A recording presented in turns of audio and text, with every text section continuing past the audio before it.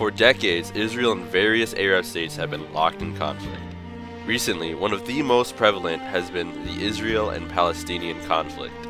In the past couple of decades, Israeli and Palestinian armed forces have clashed with each other frequently.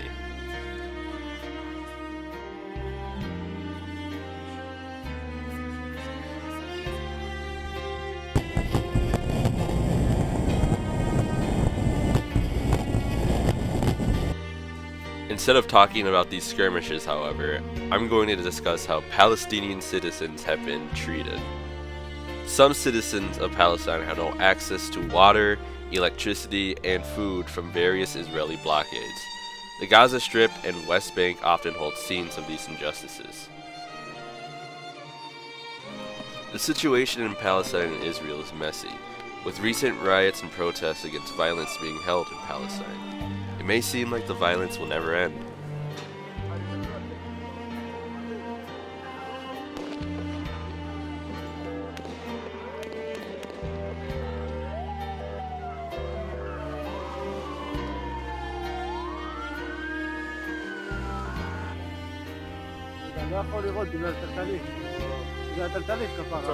מימוני, בוא לפה, בוא לפה, בוא לפה, בוא לפה.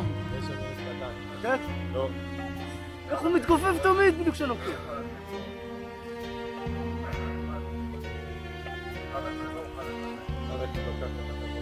לא ברוד, אני על הכחול אני. וואי, זה סרטון! יש! בן של זונה. Ever since Israel placed a blockade over the Gaza Strip, over 80% of the population relies on humanitarian aid to survive. The blockade is still in effect today, although it is less harsh than before. Since 2007, Israel has killed over 4,000 Palestinians in Gaza. They have committed 3 military assaults, one in 2009, one in 2012, and one in 2014.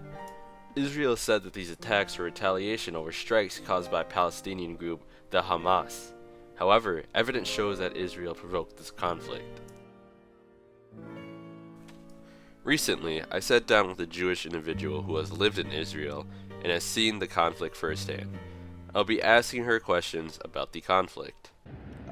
In Israel, what has changed politically or socially since you've been born?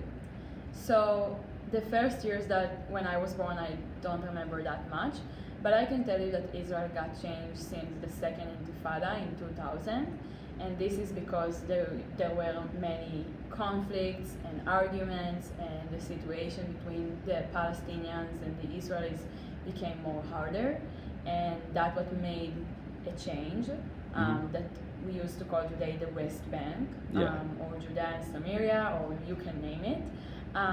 But that's the difference that have been made. The difference that I experienced as a kid, that I always needed to be careful when I'm taking the bus or when I'm walking in the street. I should open my eyes, I should not fall asleep when I'm taking the bus, because I need to be aware, and I need to watch around me. Okay. Have you ever visited the Palestinian-controlled territories at all? So first of all, I won't describe it as Palestinians-controlled territories, because the conflict is something that has been going on for many years, so you cannot really say who's controlling the territories. And I will use the West Bank to describe the area. And also there's a reason it became the West Bank, and it's because the IDF, which is the Israeli Defense Force, couldn't really deal anymore with all the terror attacks that were happening in Israel. Yeah. On buses, on malls, on places. So I would describe it as the West Bank. But yeah, I visited because I was a soldier in the West Bank. So for 2 years, actually, I was based in Hebron, where it's a holy place from the Bible. Abraham and Sarah's tomb, other sites. So yeah, I visited over there and all of the strip of the West Bank. So Shomron, Gush Etzion, I've been there. Okay. Let me see here. What do you think is a common misconception about the situation in Israel and Palestine? I think that both sides doesn't really know who they should work with each other, because the majority of the Israelis in Israel kind of pushing to the right wings political opinions, and if you are address it to the Palestinian side, so you have a terror organization which is Hamas. Yeah. So when you try to do agreements, you don't really have sides. In both sides, you don't really have someone to work with. So I would describe it like that, as a misconception. And maybe the level of what do we really want? Do we want like two states? Do we want the Jerusalem to be controlled by the UN? Do we want parts from the Golan Mountains? Like, I think we should understand, both of us, both sides should understand what do we want to achieve from solving the conflict, and then I think we can work better on having the process. Okay. Let me see. So you kind of actually answered this question, but have you served in the Israel Defense Force? And what were like some of your experiences with like the turmoil in the region? Okay, so I was a soldier, and I joined the IDF when I was 18. So it was 2013, and I was serving for 2 years. I was an education guide of a combat unit in the West Bank. And I educated my soldier about the area we're at. So many movie nights and activities and classes. I enjoyed my job in the IDF, and I can tell that it changed my personality. Like it's an open-minded experience for good.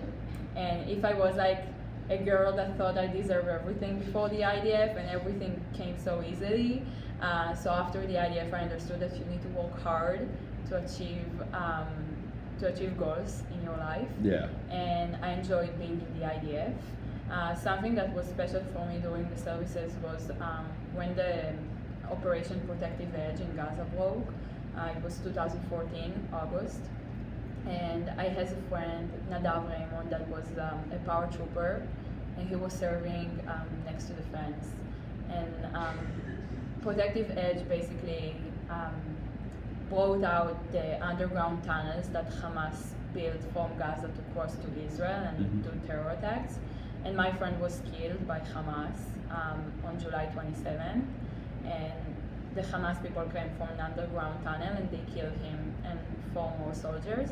So that was something that was a big thing for me during my IDF services, because I grew up with the feeling that I will join the IDF and I'll be like everybody, but my services were kind of different because I lost a friend, and that was a big thing for me. The way I look on life, the way I appreciate my friends, and the way I deal with friendship. So yeah, that was something that was a big part for my services. Okay. Let me see. So do you think, what steps do you think each side must take to prepare their people to live in peace? Okay, so first of all, peace is a wonderful thing that all of us are hoping to get in the next few years. I think it's a whole process that both sides should work on it together, and I think both sides should understand first of all what they are looking for. And again, I already mentioned that, but like, do we want 2 states? Do we want Jerusalem controlled by the UN? Do we want to live together in these settlements? Do we want to move the settlements? We should, first of all, both sides should decide what they are looking for and how do they want to live together in peace. Yeah. And I think from there, maybe we can start the process of having peace, which I hope to get. All right, that is. However, I believe there is still hope. Both countries have a new generation being increasingly active in political affairs, and although it may not seem like much, we can do our part here.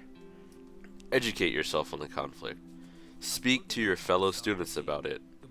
Donate to Doctors Without Borders to help the Palestinians facing injustice from Israel, and don't be afraid to go against the narrative.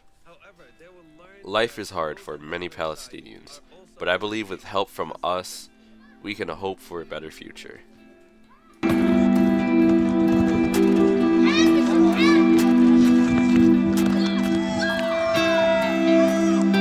I don't want them to grow up just thinking of themselves and the other as enemies, but rather seeing the possibility, the potential of what can be created here.